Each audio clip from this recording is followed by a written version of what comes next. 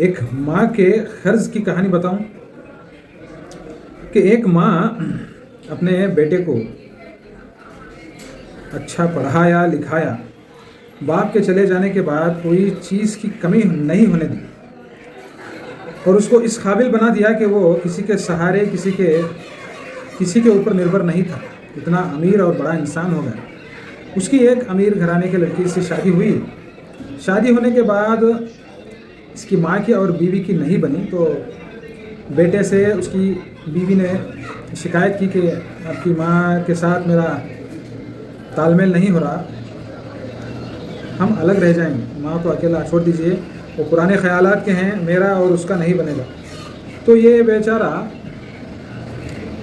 माँ को नज़रअंदाज करके बीवी का कहा मान के माँ के पास गया और कहने लगा कि माँ, आज मैं इतना बड़ा इंसान बन गया हूँ कि जितना भी आपने मुझे पढ़ाया लिखाया, जितनी भी मेहनत से, जितना भी पैसा वक्त और हर चीज़ लगाकर मुझे इस काबिल बनाया है कि आज मैं सारे कर्ज पैसों की सूरत में अदा कर सकता।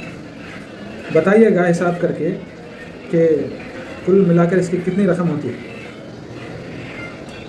तो माँ ने कहा बहुत बेजार से, बहुत अफसोस के साथ, बेटा मुझे थोड़ा वक्त दे, मैं बताऊँ।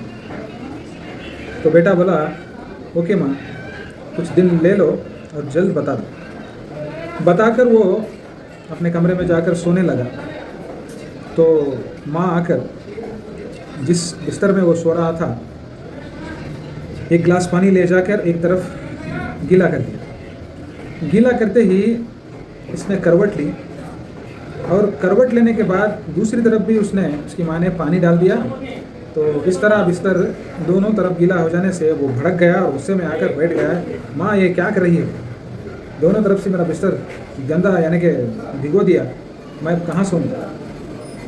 बेटा क्या हुआ, तुम्ही ने तो कहा था कि हिसाब करके बताना।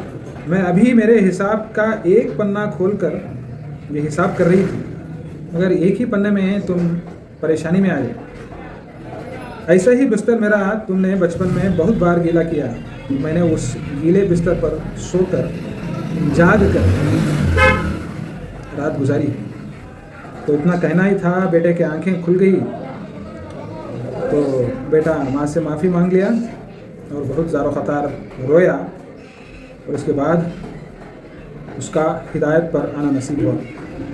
तो कुछ इस तरह माँ का कर्ज़ जो है मरते दम तक कोई अदा नहीं कर सकता, चाहे वो उसके चमड़े के चप्पल बनाकर माँ को दें, फिर भी उसका कर्ज़ अदा नहीं होगा। इसलिए अपनी माँ बाप के जो हयात हैं उनकी खूब खिदमत करके उनसे दुआ लीजिए मेरे भाइयों और बुजुर्गों दोस्तों। अगर माँ नाराज़ हो गई तो अल्लाह भी नाराज़ हो जाएंगे। अल्लाह हम सबको अपनी माँ बाप की खिदमत करने की तौफीक हिदायत नसीब फरमाए। अस्सलाम वालेकुम।